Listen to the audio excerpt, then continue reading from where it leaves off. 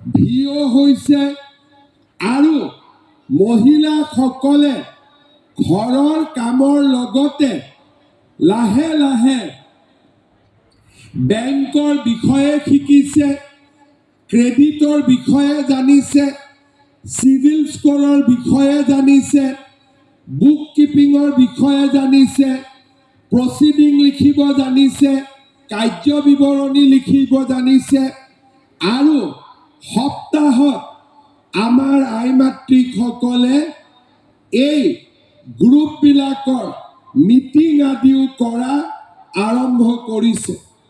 যি অসমৰ মহিলা এসময়ত ঘৰৰ ভিতৰত সোমাই আছিলে, গৃহস্থী কামত জড়িত হৈ আছিলে, আজি আমাৰ মহিলাই গৃহস্থী কামো কৰিছে আৰু সমাজৰ বাহিৰলৈ ওলাই গৈ বিভিন্ন গ্ৰুপ গঠন কৰি উপাৰ্জনমুখী কামতো হাত দিছে। আজি আমাৰ অসমত 8 লাখ মহিলা আছে যোনে ইতিমধ্যে 1 লাখ টকাৰ ব্যৱসায় কৰিবলৈ সক্ষম হৈছে। আমাৰ ডুমডুমা সমষ্টিত দুগৰাকী মহিলাৰ বিষয়ে মই আপোনালোকক জনাব খুজিছোঁ। হয়তো আৰু বহুত মহিলা আছে, কিন্তু আমি উদাহৰণ হিচাপে ডুমডুমাৰ দুগৰাকী মহিলাৰ মই কথা ক'ব বিচাৰিম। শীতলপুৰ গাঁৱৰ আমাৰ আকাশী গংগা গ্ৰাম্য সংগঠনৰ অধীনত শীতলপুৰ মহিলা আত্মসহায়ক গোট আছে। এই গোটৰ সদস্যা মামু দত্ত 2002 চনতে গ্ৰুপত সোমাইছিলে। আজি এগৰাকী সফল উদ্যমী হিচাপে পৰিচিত হৈছে। বাইদেউৰ কাপোৰৰ দোকান আছে, গেলামালৰ দোকান আছে আৰু বছৰি 1,30,000 টকাৰ ব্যৱসায় কৰিবৰ বাবে আৰম্ভ কৰিছে। লাহে লাহে আগবাঢ়ি গ'ল।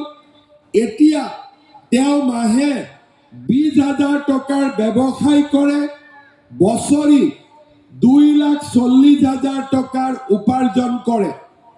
ঠিক তেনেকৈ ডুমডুমাৰ জ্ঞানজ্যোতি গ্ৰাম্য সংগঠনৰ জনকল্যাণ আত্মসহায়ক গোটৰ ঋতু দেৱী বাইদেৱে দুগ্ধ উৎপাদনৰ লগত নিজক জড়িত কৰিছে আৰু আজি মাহত 15,000 টকা CIFৰ পৰা 15,000 টকা, বেংকৰ পৰা 1,70,000 টকা লোন লৈছে। 15,000 কৰি মাহত উপাৰ্জন কৰে, বছৰত 1,80,000 টকা আয় কৰে। ডুমডুমা ৰূপাই তালাপৰ হোটেল ঘৰ আদিত বাইদেৱে 20 লিটাৰকৈ দৈনিক গাখীৰ যোগান ধৰে। মই ডুমডুমাৰ দুগৰাকী সফল মহিলাৰ কথা ক'লো, আৰু হয়তো বহুত মহিলা আমাৰ মাজত আছে যোনে এনেকৈ কষ্ট কৰি নিজৰ পৰিয়ালটোক সকাহ দিছে আৰু পৰিয়ালটোক আগবঢ়াই লৈ গৈছে। মই কল্পনা কৰোঁ যে দুগৰাকীয়ে যদি পাৰিছে, 20 গৰাকীয়ে পাৰিব। 20 গৰাকীয়ে যদি পাৰিছে, 2,000 গৰাকীয়ে পাৰিব।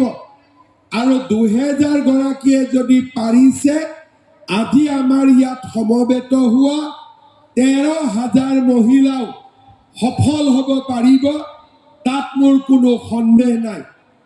আৰু সেইকাৰণে এই লাখপতি বাইদেউৰ আঁচনি 10,000 টকা দিয়া আঁচনি নহয়, ইয়াৰ আঁৰত এটা ডাঙৰ চিন্তা লুকাই আছে যে আমি মহিলাসকলক কেনেকৈ লাখপতি বাইদেউ হিচাপে সমাজত প্ৰতিষ্ঠা কৰিব পাৰোঁ, ঘৰখনক আগুৱাই লৈ যোৱা কেনেকৈ মহিলাসকলে গুৰুত্বপূৰ্ণ বৰঙণি আগবঢ়াব পাৰে আৰু আমাৰ সমাজখনক অৰ্থনৈতিকভাৱে স্বাৱলম্বী কৰি নিৰ্মাণ কৰিব পাৰে।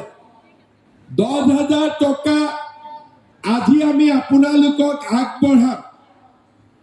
এই 10,000 টকা পোৱাৰ লগে লগে কোনে কোনে মোবাইল কিনিব হাত দাঙক। কোনে কোনে মোবাইল কিনিব, কোনে কোনে নিকিনে হাত দাঙক। আচ্ছা, কোনেও নিকিনে, ঠিক আছে। মই এই বছৰৰ এপ্ৰিল মাহত বিহালীত এই আঁচনিটো উদ্বোধন কৰিছিলোঁ। আঁচনিটো উদ্বোধন কৰি মই কেইগৰাকীমান মহিলাক লগ পালোঁ, মোৰ লগত ফটো উঠিলে। এগৰাকী মহিলাৰ কেমেৰাটো অলপ বেয়া আছিলে। মই ক'লো, বাইদেউ কেমেৰাটো বেয়া, ফটোটোতো নুঠিব। বোলে আজি পেলাই দিম এইটো কেমেৰা আৰু আজিয়ে নতুন মোবাইল কিনিম। তেতিয়া মই বুজি পালোঁ যে আমি আৰু অলপ বুজাব লাগিব।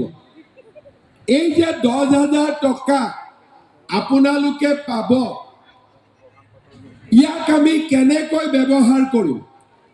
প্ৰথম আমি চাব লাগিব যে 10,000 টকাটোৰ আমি কেনেকৈ ভাল কামত তাক লগাব পাৰোঁ।